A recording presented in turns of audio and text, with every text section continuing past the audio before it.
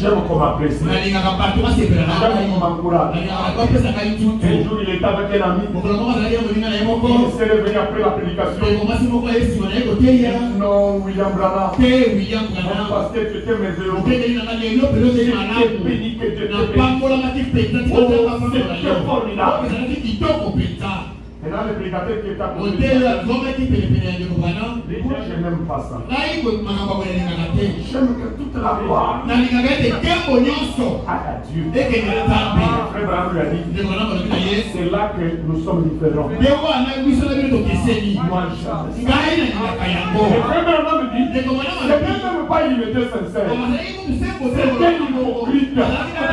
Il était jaloux. Ça va donner un petit cas de jalousie.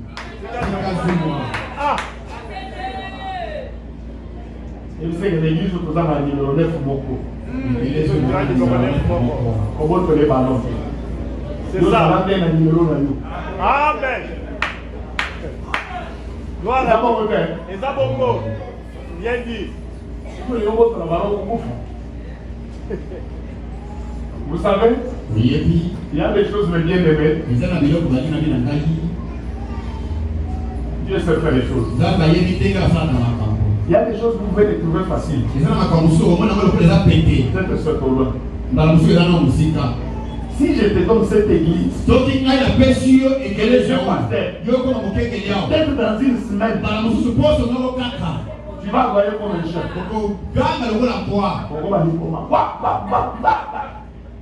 Vous ratez. Mais quand Dieu vous appelle, il va vous équiper. Quand il vous donne un peuple, il va vous donner la capacité de supporter et de comprendre, Est-ce que c'est la vérité? Alors écoutez, il dit, c'est l'âge de l'aigle. C'est lui qui révèle la vraie parole. Voyez, 187, Dieu, avant de passer à l'action, comme il a fait au temps de Noé, il a envoyé l'aigle. Et cet aigle-là, c'était Noé. Est-ce que c'est la vérité? Avant que Dieu ne détruise la terre, où tu ne fasses rien, pourquoi que ce soit? Amos chapitre 3 verset 7.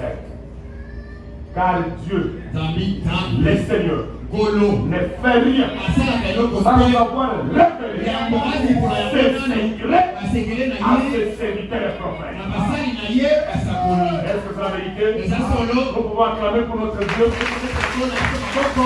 Et nous avons toujours l'aigle. Comme il a fait au temps de Noé, il a envoyé un aigle. Car il a fait sortir Israël. Et l'armée de Pharaon était prête à passer à l'attaque. Il a envoyé un aigle. Chaque fois, il envoie un aigle tout à la fin. En 88. Et ici, il envoie encore un aigle. C'est tout à fait conforme à la parole. Apocalypse 17. On nous promet un prophète. On nous promet un aigle.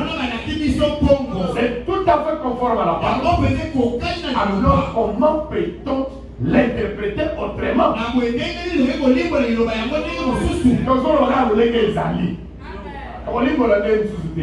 Il envoie un aigle. Pourquoi? C'est lui qui révèle la vérité qui a été perdu tout au long de l'âge.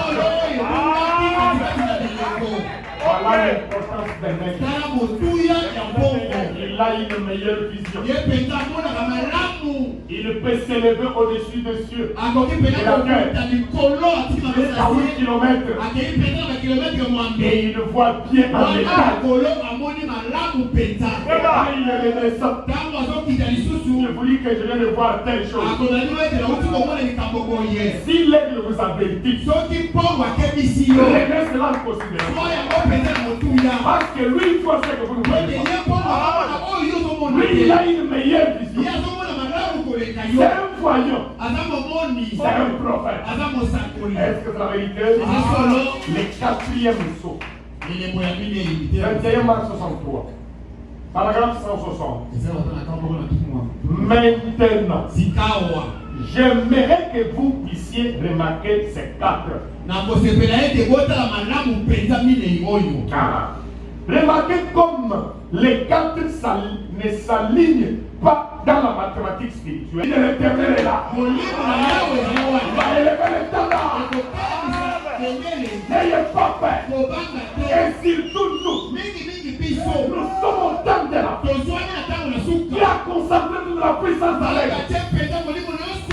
Si nous sommes servés d'un aigle, vous verrez que dans l'aigle, il y a la puissance du lion. Dans l'aigle, il y a la puissance de la douceur du veau. C'est un oiseau calme. Dans l'aigle, il y a l'intelligence de l'homme. C'est un oiseau très intelligent. Alléluia. Donc, nous sommes des aigles. Nous sommes au temps de la fin. Si Dieu nous a envoyé au temps de la fin, c'est qu'il a confiance en nous. Il sait que nous allons rapporter la victoire. Arrête ton voisin qui dit, tu vas vaincre ce combat. D'ailleurs, tu combats dans la victoire. Il ne se décourage pas. Il faut perdre cette maladie. Il faut perdre ce problème. Il faut perdre cette difficulté. Il prendra les défis. Rien qui est déjà vécu. Oh Dieu, puisque le cas. Si tu crois que toi se passer Gloire à Jésus. Merci Seigneur. Le Branham a prêché un sermon intitulé Posséder toutes choses. Possédant toutes choses. C'est possédant, j'espère. Possédant toutes choses.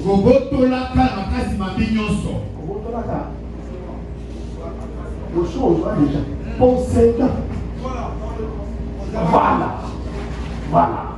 Donc, et aux choses, déjà. Et Frère Branham dit, nous sommes héritiers de toutes choses. Amen. Ok. Gloire à Jésus. Héritiers du trône. Ah. Oh là là. Héritier du trône. Vous savez la récompense du dernier âge. Oui. C'est là que c'est la Odyssée. C'est lui qui vaincra. Oh, mais il faut le Seigneur. Je vais m'asseoir avec lui. Ils montreront comment c'est vécu. Et je suis assis. Et le trône est mon père. Ah, je suis ici du trône. Ah, il y a votre famille de Dieu. Héritier du Saint-Esprit. Héritier de la richesse. Héritier du mariage. Ok. Vous trouvez les autres là-bas. Les jeunes filles à l'université. En train de se baiser avec les jeunes garçons. Ils appellent ça le modernisme.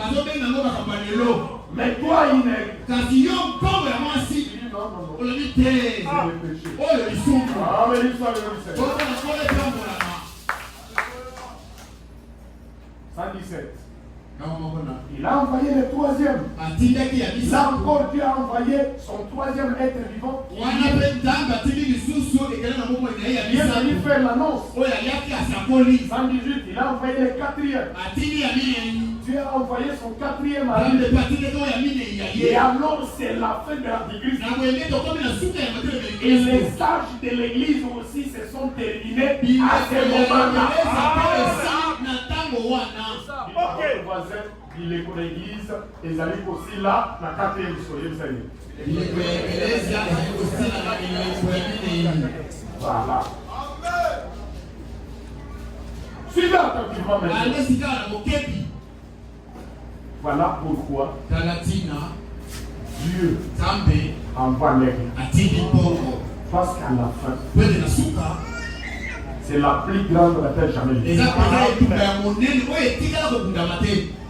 Frère Branham dit, Ndeko bana malobi de tous les âges, katikati na bileko nyonso il n'y a jamais eu etikala kozala soko moke te. des démons comme dans ces derniers âges. Etikala kozala soko moke te milimo mabe ndenge baza na eleka suka oyo. Il n'y a jamais eu Etikala kozala te des tentations bimekano comme dans cet âge. ndenge eza na eleka oyo. Il n'y a jamais eu Etikala kozala soko moke des te maladies bapokono comme dans cet âge. ndenge eza na eleka Il oyo. appelle ça Abengi yango un grand jour du péché. mokolo moko ya monene ya lisumu.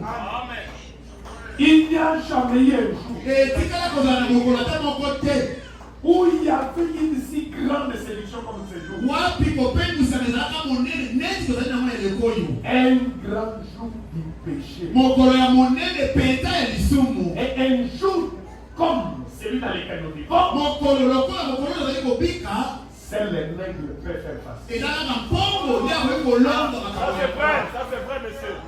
Frère Branham a prêché Éden de Satan. ndeko bana mateli te ya edene ya satana. Prenez aussi le temps zwa mpe ntango d'écouter cette bande. oyoka mokaba wana. Tu pries. Le problème c'est parce que des fois, likama ezalaka ete tambala mingi vous méditez, vous écoutez, omanyoli oyoki souvent avec l'esprit de discussion, mingimingi ozomanyola nde mpo oya kobengela makambo na bato. des histoires, tout ça, ozoluka makambo na kati wana avec un esprit d'épater les gens. na molimo moko ya kosukisa to kokambisa Mais bato. tu es comme ça. kasi soki yo mipulisi Tu mpenza t'abandonnes, Ça omitiki c'est vrai.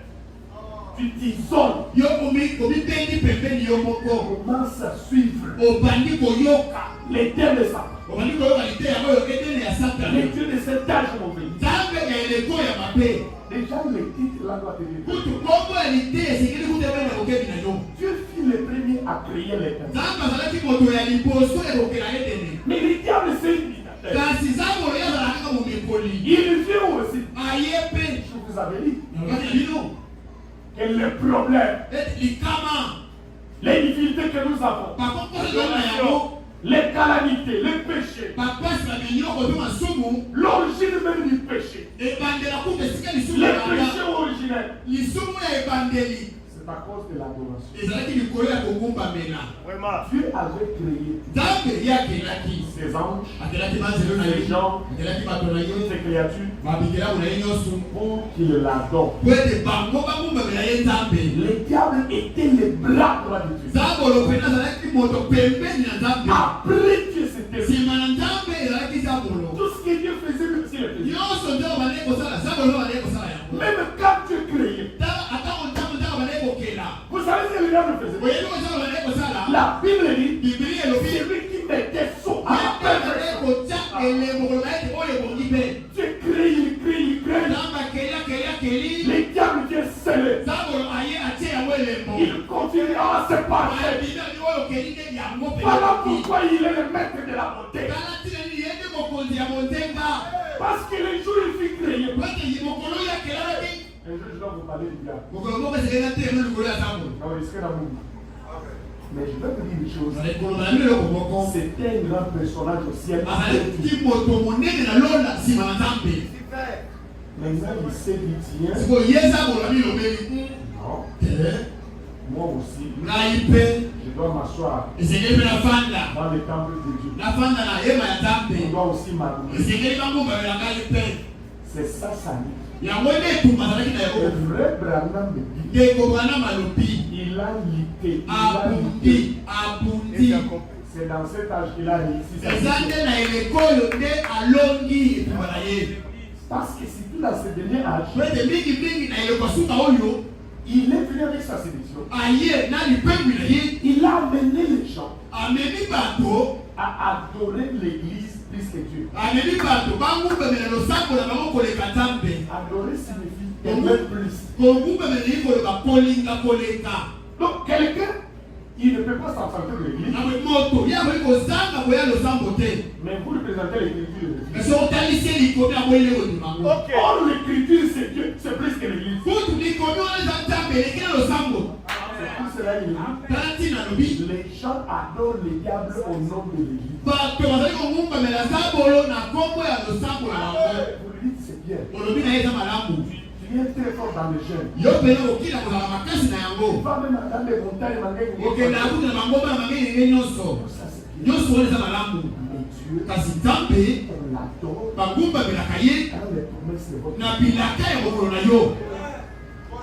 ça se dit pas. Moi je vais abandonner mon église. Mon grand-père, mon père, il nous a élevés là-bas. Laissez. Il aime l'église plus que la parole. Oh, l'adoration. C'est dans la parole de votre jour. Parce que les seul lieu de rencontre pour rencontrer Dieu, toi en tant qu'adorateur, c'est sous le sang. Et le sang, c'est tout que dans le prophète. Et tu adores qui est ça? Tu adores qui? Et où? L'adorateur ne peut rencontrer qui est sous le sang. Et c'est plus le sang juif. Dieu ne veut pas le Seigneur. Maintenant, c'est le moment d'évoquer le sang. Quel sang? Le sang là déjà c'est cher. Le sang aujourd'hui, c'est lui qui s'est fait. Le sang aujourd'hui, c'est maladie. Le sang aujourd'hui, c'est apocalypse. Le sang aujourd'hui, c'est Black Week. Jésus qui ne change pas. De la même manière, il avait agi à l'est. C'est de la même manière. Il a agi à l'ouest. Et c'est le même Dieu que je vous dis ce soir. Voilà les sangs. Et là, tu l'as tourné. Tu l'as tourné.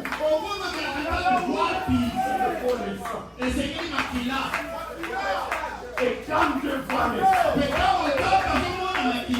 oh, c'est le pare-choc. Ça calme la colère des gens.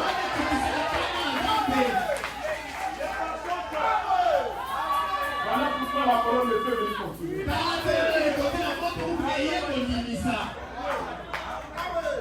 Est-ce que c'est la vérité? Oh oui, c'est la vérité. Alors suivez attentivement. L'Éden de Satan. C'est ainsi qu'on a expliqué du ciel. Il est venu aussi. Il rayait son Éden. Parce que l'Éden, en d'autres termes, quand il avait placé l'Éden, c'était toujours son royaume. Amen. Son royaume qui était au ciel, il a étendu cela sur la terre. Donc il a eu une colonie sur la terre. C'est comme nous là. Nous étions la colonie de la Belgique. Amen. Il décide, même ses autorités qui étaient ici, présentés par la maman le roi de Belgique. Est-ce que tu représentes le roi de roi? Alléluia. Maintenant, lui, il vient, il établit aussi son Éden. L'Éden de Dieu, où son royaume avait établi sur la justice. Mais l'Éden de Satan, sur l'injustice. Sur la connaissance. Tu peux faire la théologie. Allez étudier. C'est vrai, tu auras la connaissance. Tu n'auras jamais l'Esprit de Dieu par tes études là. Le Saint-Esprit, venir parce que tu as fait la théologie. Non. Est-ce que tu as vérifié? Ah, solo. 29 août 65.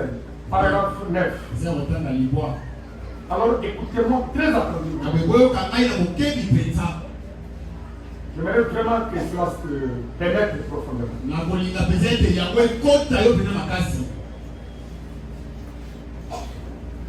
Je voulais vous parler de quelque chose.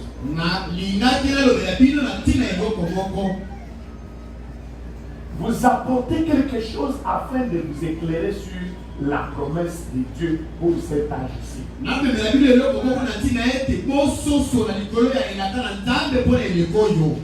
Frère Branham est déjà en train d'aller vers sa fin. Il a prêché ça au mois d'août et il est mort au mois de décembre. Donc il a prêché ça, je crois, 4 mois avant, 3 mois.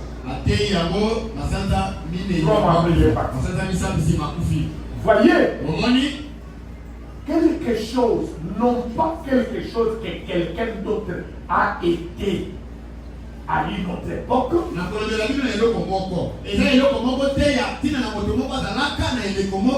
mais quelque chose, ces choses-là, c'est très bien, nous nous référons à ces choses-là pour tirer des leçons. Mais j'ai pensé essayer à l'aide de ces passages de l'écriture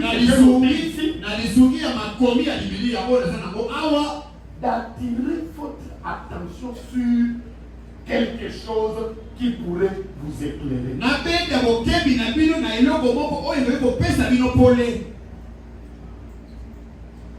Dites à votre voisin, faites attention, on va vous éclairer.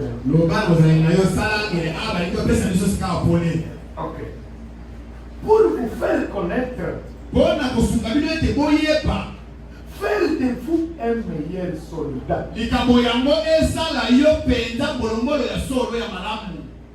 Être un meilleur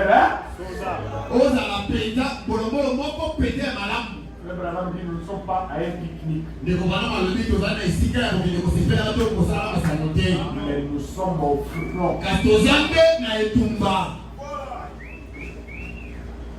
Et quand vous êtes au front, ça demande une certaine attitude.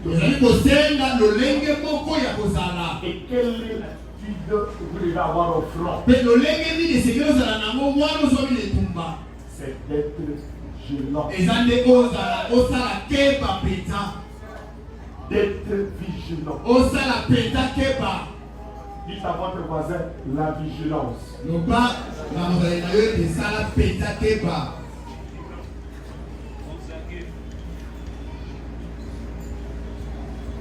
Écoutez, être le meilleur soldat sur les champs de bataille, où vous combattez en ce moment, afin d'apprendre les tactiques de l'ennemi.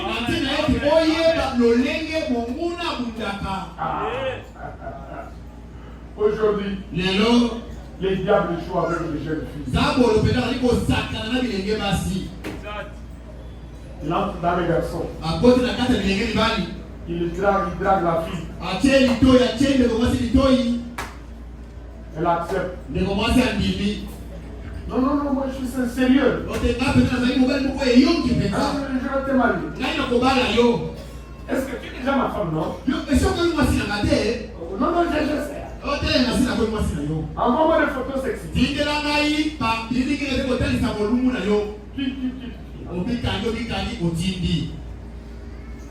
Si tu étais aigle, tu ne peux pas faire ça. Parce que l'aigle va comprendre que ses frères n'est pas spirituel. C'est un païen dans l'église du message. C'est un bandit. Parce que lui, il commence comme ça. Non, juste la partie. La belle. Il l'envoie. Tangi otindi. Demain le ventre. Lobi tinda limu otindi. Et finalement, Ona suka. tourne, envoie. Baluka tinda sima otindi. Ça la voisine, surtout parce que c'est aux enfants chasseurs quand tu fais jouer. C'est ça y est. Même les frères font ça. On s'en frère encore et ça y est, quand on s'en je vous dis vrai. Si tu es un garçon spirituel,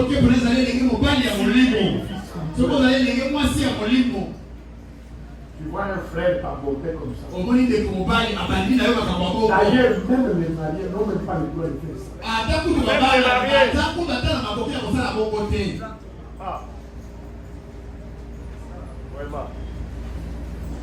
C'est vous qui fabriquez ces histoires-là. Vous avez la maîtrise des réseaux. Il y a ce qu'on appelle self-help. Ça passe d'abord.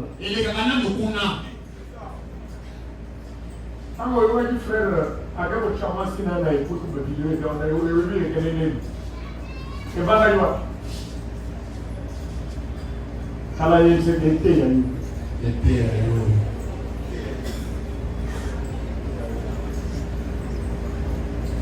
Alors, il dit, pour que vous puissiez tout bloquer, avant d'être touché,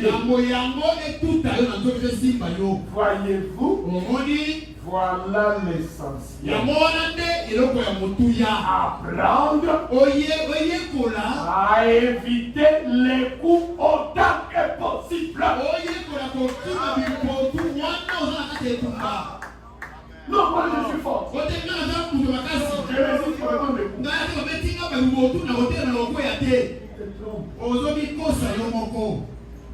La bonne manière de te protéger, c'est d'esquiver.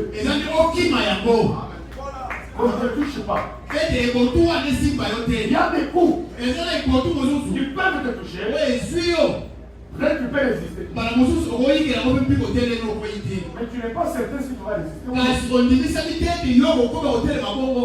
Mais il faut les éviter.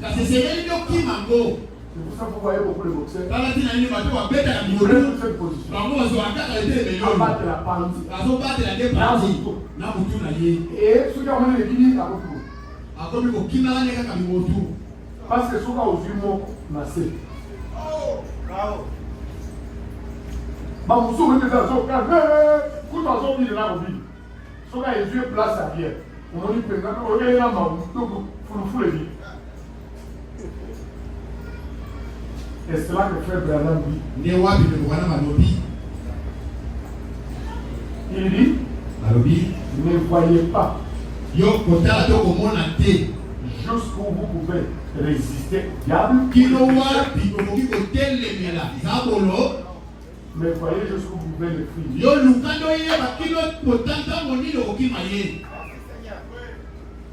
Amen. Quand tu es un garçon, elle signifie trop attaché. Et vous êtes toujours, même dans les ténèbres, toujours à l'écart, vous dites la bouche. Qu'est-ce que vous voulez?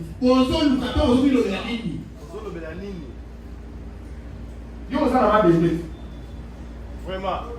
Si te touche, tu ne vas rien sentir. Tu es l'acier.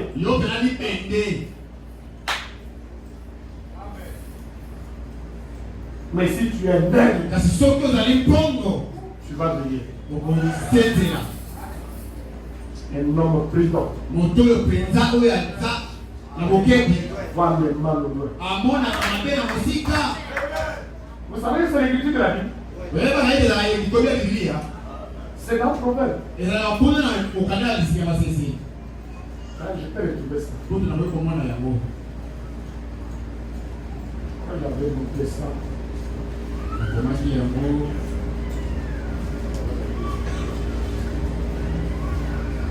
Voilà, proverbe 23.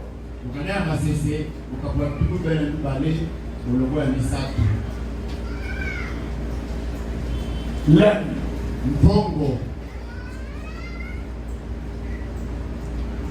autre prétend voir le mal et se cache. Mais les simples avancent et sont finis.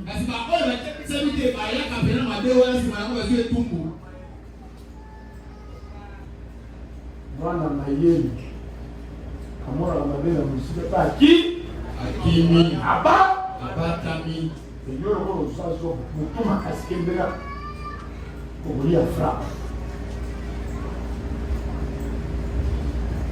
Est-ce que c'est la vérité? Exactement.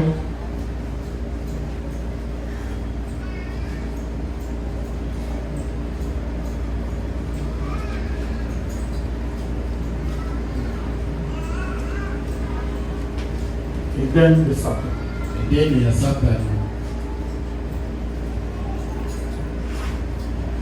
10. Zoni. Bien. Considérons maintenant ces grands. Pendant quelques minutes. Ces grands jours de péché où nous vivons maintenant. Je ne crois pas qu'il y ait jamais eu un jour.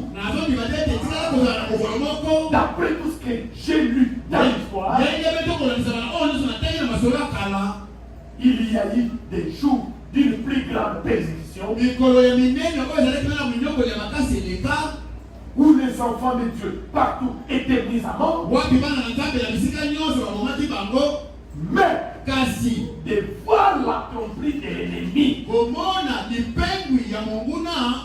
jamais nous n'avons connu un jour comme celui où nous vivons maintenant.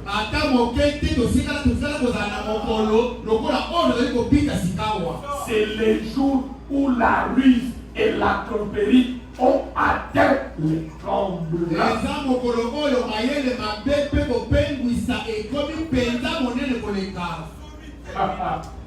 Donc nous sommes au temps où les démons, les diables ont atteint la maturité.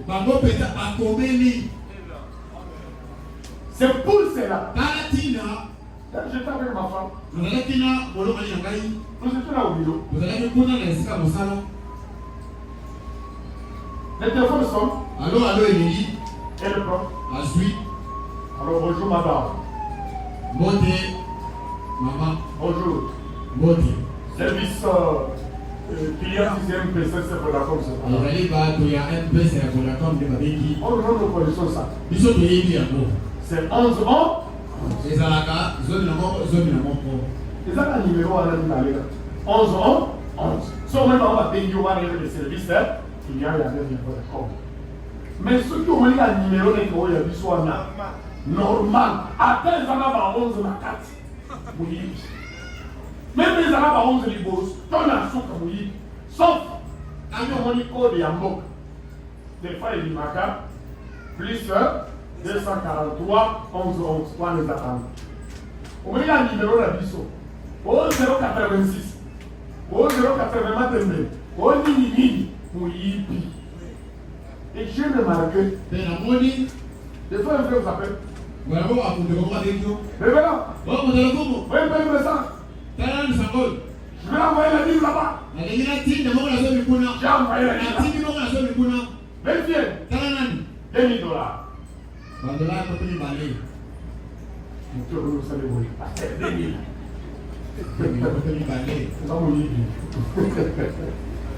Alors, quand vous passez vérifier, ça m'est arrivé déjà 4 fois. Qu'est-ce que m'appelle?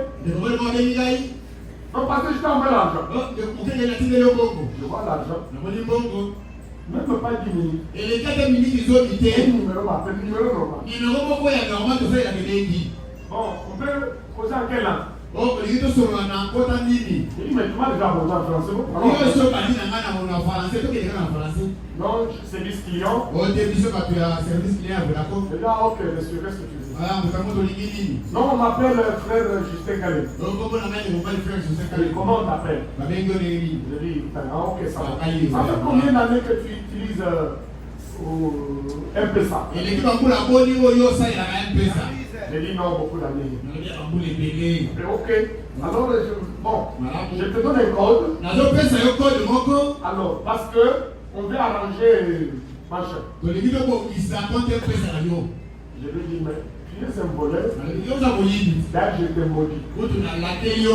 Soba. Il me dit, vous voyez, ils ont la tromperie, la ruse, ça atteint le sommet. Parce que nous sommes, c'est la plus grande bataille jamais. C'est pour cela dans ce cas, Dieu ne t'a pas envoyé l'aide. Tu peux tromper tout le monde, mais pas l'aide. L'aide, c'est un prophète. Donc, tel que nous sommes là, nous sommes dans un âge prophétique. Nous sommes les prophètes. L'esprit du prophète est sur nous. Parce que lui, il le voit. C'est que nous ne voyons pas. Il dit, je viens vous aider. Je viens attirer votre attention. Sauf si tu es têtu. Elles sont aggravées. L'aigle, vois ce que toi tu vois. Il a une longue vision. On dit ça, une vision à longue courbe. Mais lui, il voit les choses que tu ne vois pas. C'est comme on te donne des jumelles. On n'utilise pas des jumelles pour quelque chose qui est tout près. Nous sommes dans un parc là avec mon épouse là, quand nous sommes allés à Arusha là-bas.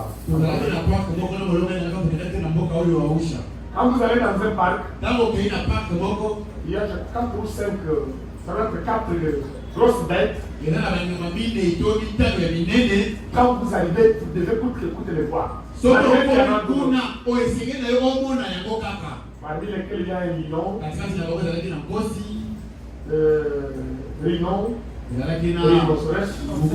rhinocéros, ok. Et puis, hippopotame, je crois. Éléphant. Et puis, peut-être hippopotame, si je ne me trompe pas. Alors, maintenant, nous sommes arrivés quelque part. Vous pouvez voir une bête, mais il n'est pas près de vous. Dans les pick-up de véhicules là, on a des jumelles. Dès que le conducteur là où l'interprète nous accompagne, il me dit, non, je vois les il vous donne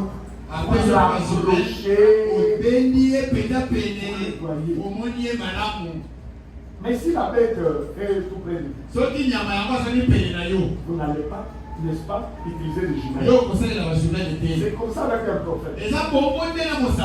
C'est quelqu'un qui a une vision à l'homme côté. Il monte ici haut. C'est pas pour lui qu'on disait argent. Monte ici. Jean était un aigle. Il a dit des choses. Même au jour du Seigneur, il le redescend. Il commence à lui dire, regarde ce que je dis. Faites attention. Quand vous verrez ceci, faites attention. Donc, un homme avait dit en vos deux.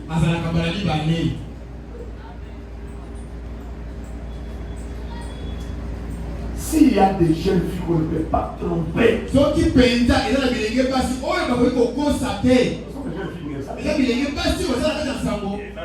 parce que si nous avons l'œil, s'il y a des jeunes filles qui doivent aller en mariage, ce sont les 7 messages. Parce que l'aigle a tout vu et a tout dit. S'il y a un homme d'affaires qu'on ne peut pas enrouler, on ne peut pas escroquer, côté. Si vous faites ça, parce que nous avons l'esprit de l'air. La cupidité. Des fois, rend aveugle. Je ne considère plus les conseils. On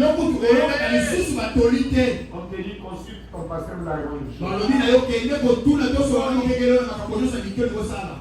Tu vois, les jeunes gens là, il y en a Dieu, il règne. Non, c'est pas la magie. Et puis c'est pas des fétiches. Tu ne vas même pas sacrifier quelqu'un. Tu amènes simplement l'argent que tu as. Lui fait la difficulté. Il a des machines. Si tu veux se voir avec 500, tu vas voir. D'ailleurs, amène d'abord $20.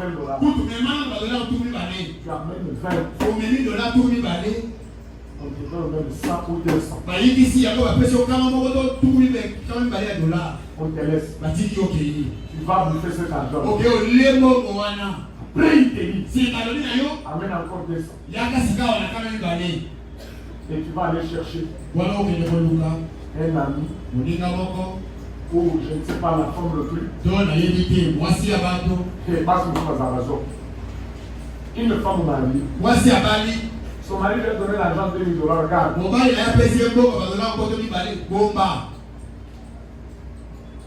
Comme le frère là est venu les visiter.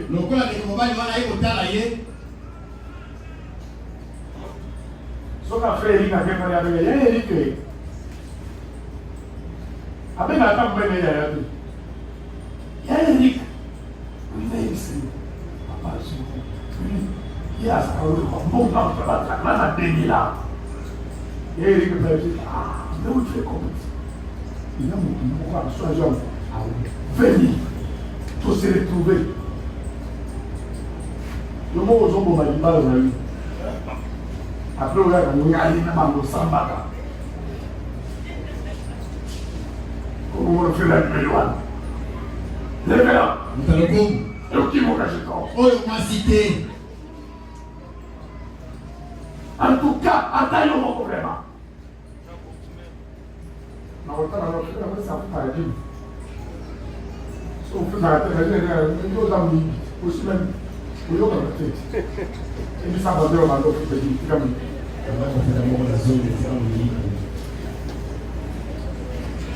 Après, nous avons la voiture, on a dit, oh, moi, je ne vais pas même regarder vraiment. Ok. Et nous avons eu besoin de nous appeler un peu. Alléluia. Dites à votre voisin, soyez prudents. Nous sommes des aigles. Nous sommes dans un âge mauvais, mon frère.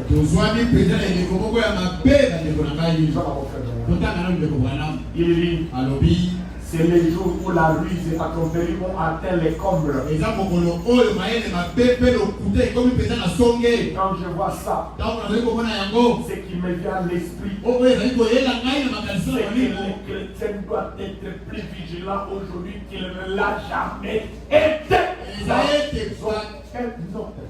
Kristo esengeli penza basala keba lelo koleka ndenge basalaka to ezalaka tata na eloko nini tala bazalo na miso penza pour les chrétiens sala vigilant sala keba. Oh frère Roger il s'appelle papa il s'appelle surtout il est mort faut le penza voilà tala bazalo na miso sala vigilant. Il dit ça avec les cas. Pour les mis, le pays du Seigneur. Papa, ça va vigilant. Frère, nous avons un hasard pour minimiser le Seigneur.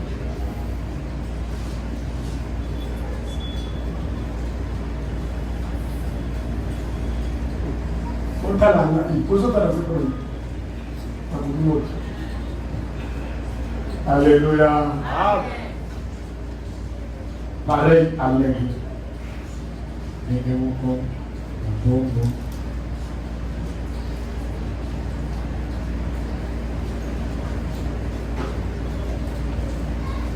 Écoutez, 45. Ça a été prêché le 4 août 60. Et puis, il construit son nid. Wow! Il fait cela à dessein. Et tout. Eh bien, si l'aigle a une aile très forte, c'est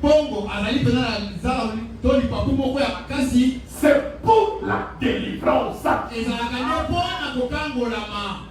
Et une autre chose étrange que l'aigle fait, c'est qu'il renouvelle sa jeunesse. L'aigle, après un très long moment, connaît un revirement et revient directement un jeune aigle. Il renouvelle sa jeunesse. C'est un autre type de l'église du peuple de Dieu. Il nous arrive d'être tout abattus et on dirait et rente. Donc, au cas où on puis tout à coup, le Saint-Esprit vient et nous renouvelle. Dieu renouvelle l'expérience et la jeunesse de l'église. Il donne une nouvelle expérience. C'est le type de règle. Tu as battu des problèmes. Non. Laisse prêt. C'est une opportunité d'avoir un autre témoignage, d'avoir une nouvelle expérience, une opportunité de rajeunissement. N'ayez pas peur. Non. Dis Seigneur, le diable, il veut me troubler, mais je ne serai pas troublé. Moi je sais. Toi tu l'as dit. Il ne peut pas m'éprouver au-delà de mes forces. Tu savais que j'allais vaincre. Et je suis plus que vainqueur. Cette maladie ne me fera rien. Cette crise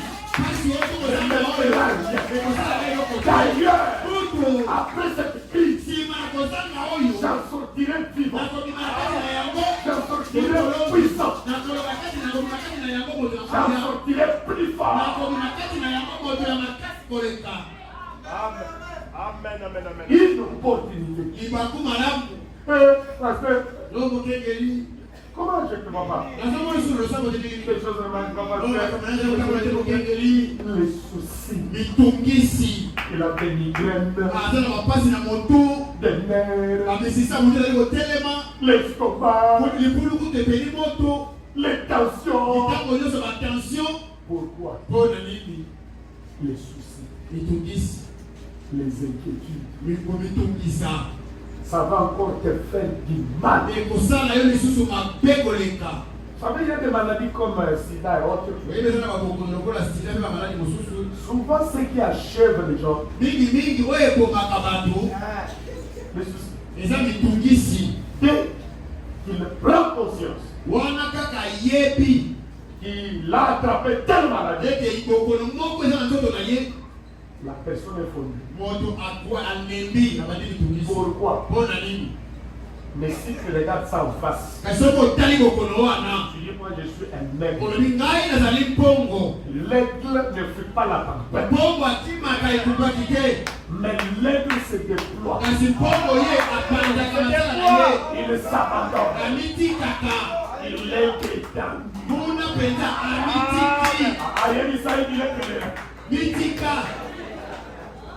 Sois détendu. Dans la monnaie, il dit c'est c'est Zala maintenant frère mon souci il va être encore le matin c'est quand c'est ça me fait ça la détendu acclame notre pour le Seigneur.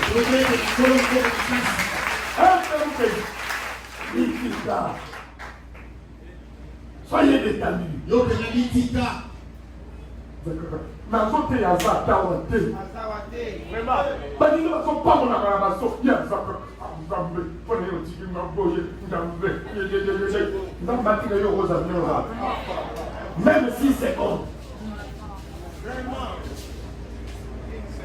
Un fois.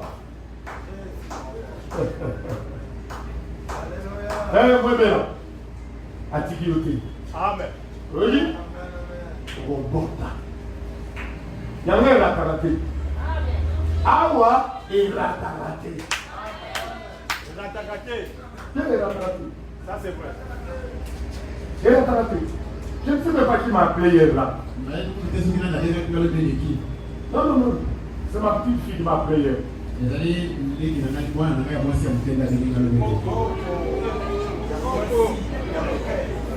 Petite fille. Alors, elle m'a appelé. Vraiment, il y a un marche dans ma vie. Les côtes sont perdues. Je ne peux pas. Prie. Je prie. Ce qui était venu à la maison a été retrouvé instantanément. Ce qui était perdu à l'université, on lui avait déjà annoncé, a été retrouvé. Elle m'a appelé à partir de l'université. Et puis, on va savoir qu'il y a un attaqué. Amen. A oublié de dire, aïe, il y a un attaqué là-bas. Mettez-les sous le bon. Il y a 10 sur la sortie. Ah, je peux pas aigle. Amen. Souci de mon combat, je dis ça va être Ok. Ekobomayo. Dans les soucis, il n'y a aucune vertu. Mais toutes les vertus sont dans la foi.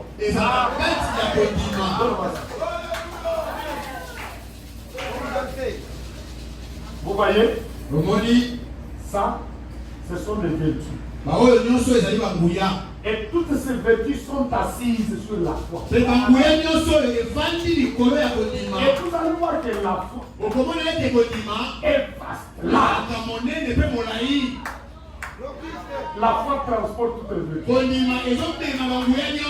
Dans la foi, il y a la vertu. Dans la foi, il y a la connaissance. Dans la foi, il y a la tempérance. Dans la foi, il y a la patience. La patience envers Dieu. La patience les uns les autres. La patience envers tes frères. La patience envers les promesses de Dieu. Parce que Dieu ne ment pas. Quand il le promet, il le plaît. Il est maire. Il accomplira. Dieu est illimité. Il est différent de nous. Quand il le promet, il prendra toutes les dispositions. Et il n'est jamais en retard. Il est toujours à l'heure. Dieu ne vit pas dans le temps. Le temps ne peut pas lui faire des fautes. Il ne manipule le temps. Comme les panneaux. Il joue avec le temps. Comme les panneaux. Il peut l'inverser. Il peut l'accélérer. Il peut l'arrêter. Parce qu'il est Dieu. Il est créateur. Il est El Shaddai. Ah, ne perds pas l'espoir. La foi a toutes les vertus. Tu ne peux pas dire que tu as la foi sans la patience. Ça marche le frère. La foi, il y a la piété. Ok. Il y a des gens qui ont au monde le monde.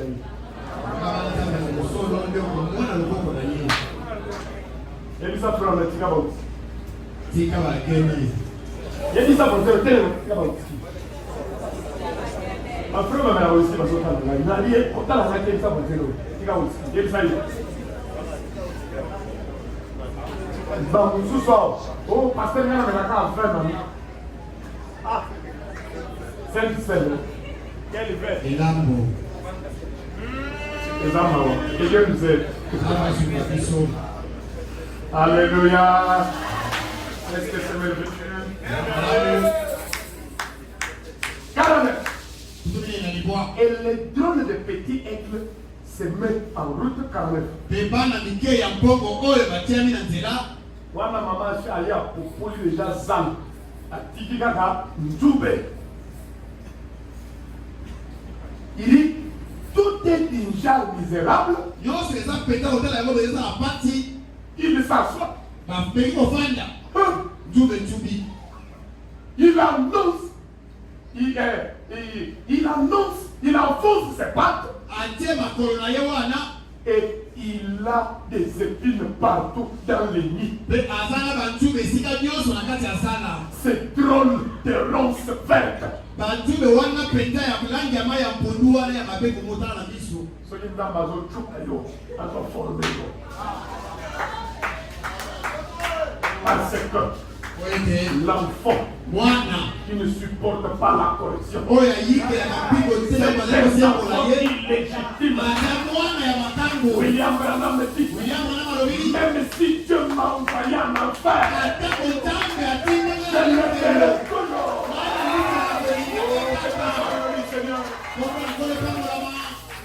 Moi je veux me marier. On va pas donner mariage. Il y a même les petits enfants qui sont venus après moi. L'ensemble est ici. L'enfant il est. C'est le soir qui détermine.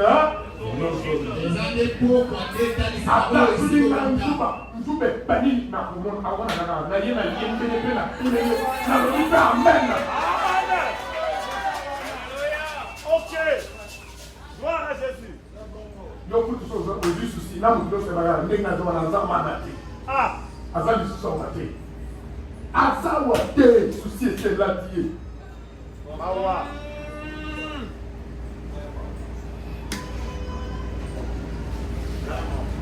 Et il a des épines partout dans les nids. C'est trop de ronces vertes.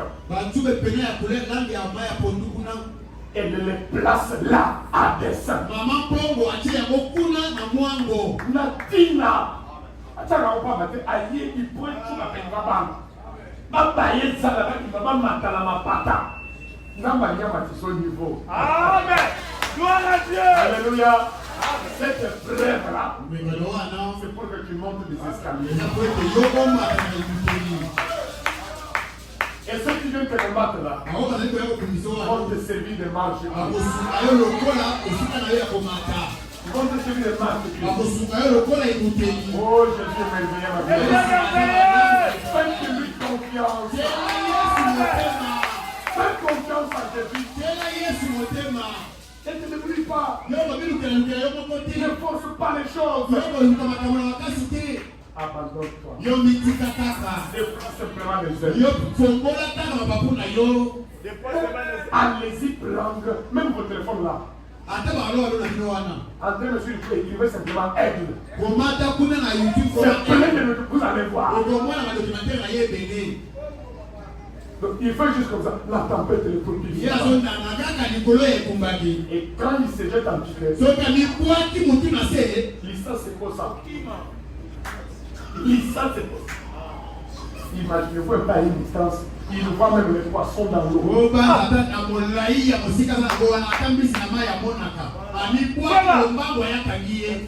Les serpents, les rats, les oiseaux même.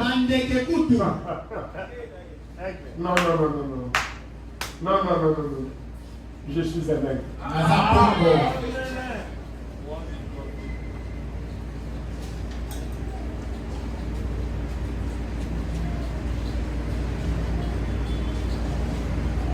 Et la Bible nous dit que nos épreuves valent pour nous plus que de l'or. Et alors nous agitons à ce sujet. Oh, dois-je être transporté au ciel sur un livre d'aisance? Alors que d'autres ont combattu pour gagner les prix et ont navigué sur des océans de sang.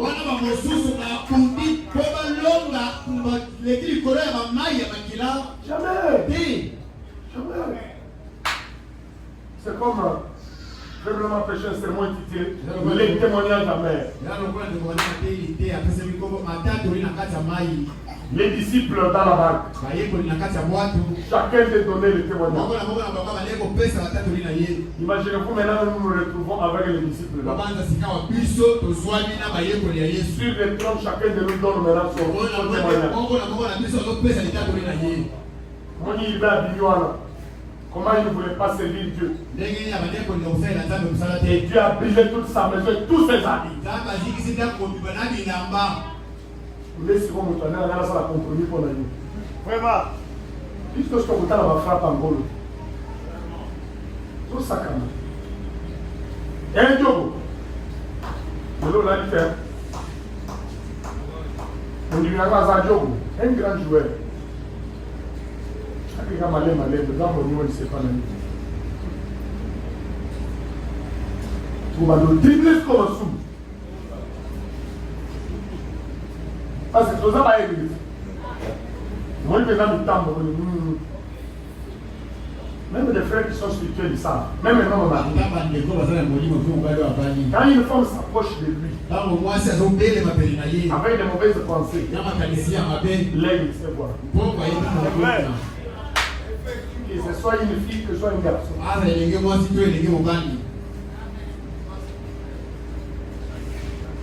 Est-ce que c'est la vérité?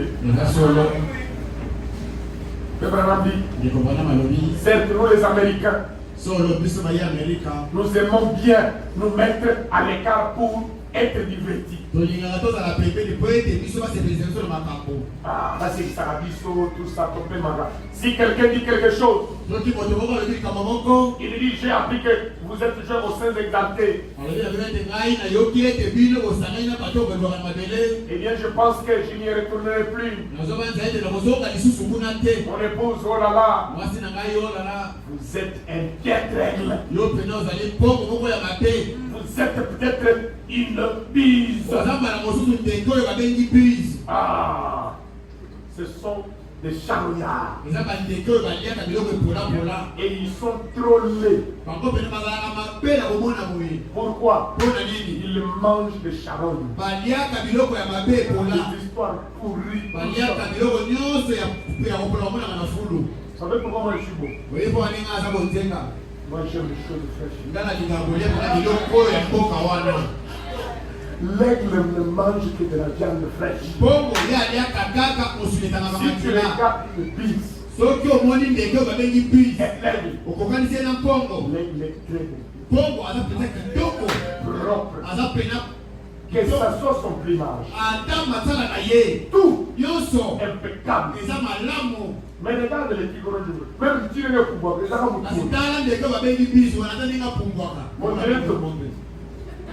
même ma casse à la tête, à savoir la zone où j'avais un barrière, où il y a un camion à valer. À savoir la zone où il s'est mis sur le pot, la barrière, pesant Mawa. Aigle à la volonté. Il dit, vous êtes peut-être une église, mais vous n'êtes pas un aigle. Ça c'est une chose sûre. Permettez-moi de vous dire, frère. Oui, si vous êtes un vautour, mangez les choses du monde. Mais un aigle se nourrit de la viande fraîche. Frère Branham dit alléluia. Ah, dites alléluia. L'aigle mange la viande fraîche. Qui saigne.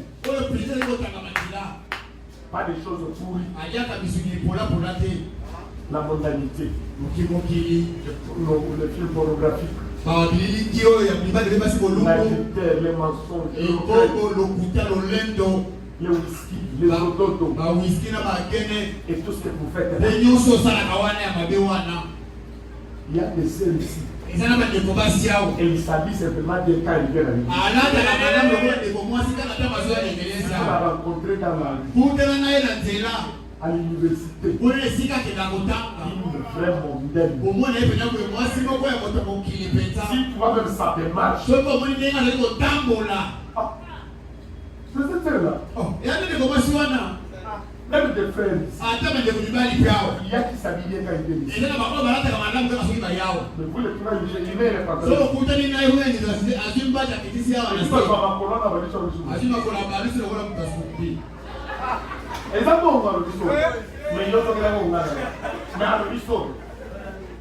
C'est la vérité.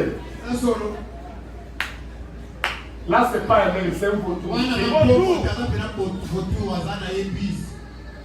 L'aigle de Dieu se nourrit de la parole de Dieu. Et rien que ça, il n'y a pas, il ne peut pas digérer cette vieille chose du monde. C'est vrai, il ne va pas digérer. Un frère qui va dans les boîtes de nuit. Non, je fais en accompagner les amis. Il y a des frères qui vont dans les bars. Qui prennent des bières, de l'alcool. Comment toi, un frère, tu as créé le message, mais tes amis sont tous des païens?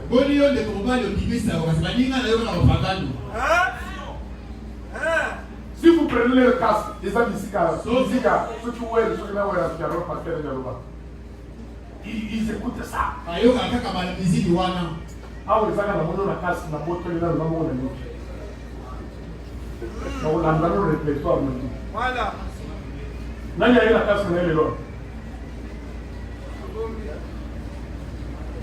Quand on dit que la chose est passée.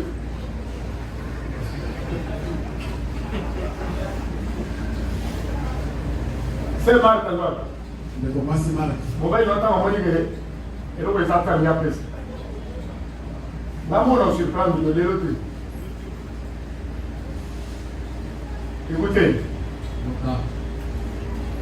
il est dit, il ne peut simplement pas supporter cela après tout. Il veut de la viande fraîche. Il veut la fraîcheur du Saint-Esprit. La viande de Dieu en direct de la Bible. Il désire ardemment. Il le conduira dans les tempêtes de neige partout. Dès qu'il apprend qu'il y a un réveil en cours, il s'envolera vers cela de toutes ses forces. Jésus a dit, là où est le corps, là s'assembleront les disciples. Amen. Bon, pour terminer, que je lise les lieux de cette page aujourd'hui. 1er août 65. Paragraphe 34. La semaine passée, dans Matthieu 24, c'était l'âge le plus séduisant de tous. Et tous les âges de séduction. Depuis les jardins d'Éden, tout au long des âges, il n'y a jamais eu un âge de séduction comme celui-ci. Il s'élèvera de faux prophètes.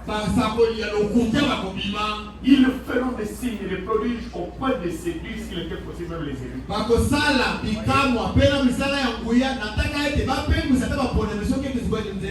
Vous voyez, maintenant, ces églises froides, formalistes, empesées et les autres choses.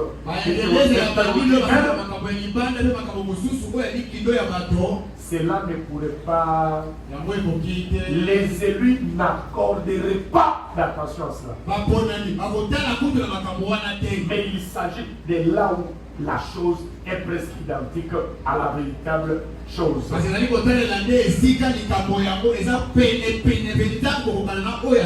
tout ce qu'il vous faut faire, c'est juste laisser une seule parole de côté.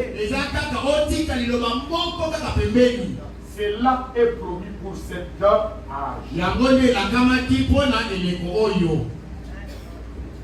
C'est un temps glorieux. Chrétien de partout. Prenez garde à l'ère dans laquelle nous vivons. Notez.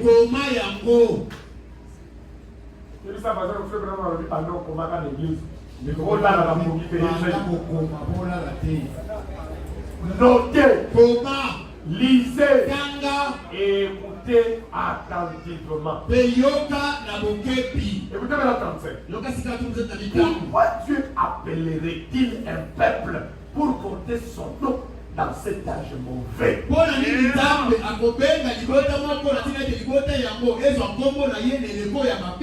Il y a eu des âges. Malgré qu'il y avait les combats. Comme dans les premiers âges. Vous allez voir. Il y avait beaucoup de lumière. Pourquoi pas Dieu appeler son église dans cet âge ici? Mais Dieu appelle son église dans un âge mauvais pour porter son nom. Un peuple qui porte le nom de Dieu, c'est son épouse. Quand on marie et nomme une femme, la femme porte le nom de son mari. Mais pourquoi maintenant Dieu appelle son peuple dans cet âge mauvais comme ça? Écoutez la raison. Il dit ceci. C'est pour l'éprouver. Elle doit être testée. Son épouse. C'est pour. Quand elle est manifestée. Testée. Éprouvée. Confirmée devant Satan. La véritable épouse du Jésus. Elle doit être testée.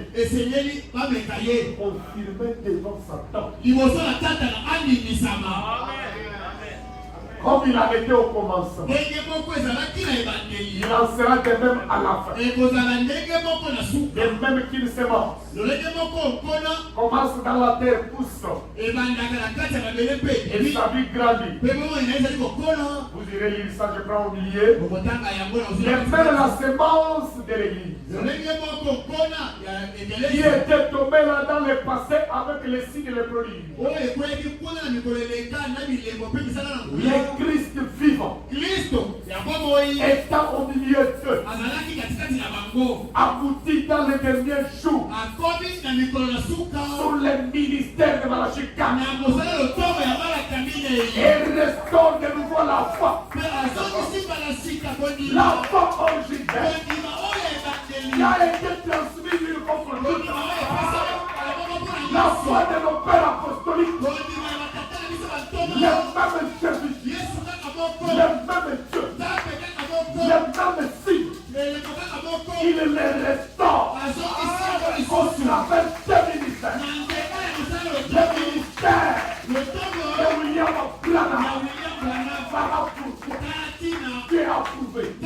Il y a le ministère de Branham, les signes, les prodiges, comme c'était à la Pentecôte. Voire même plus.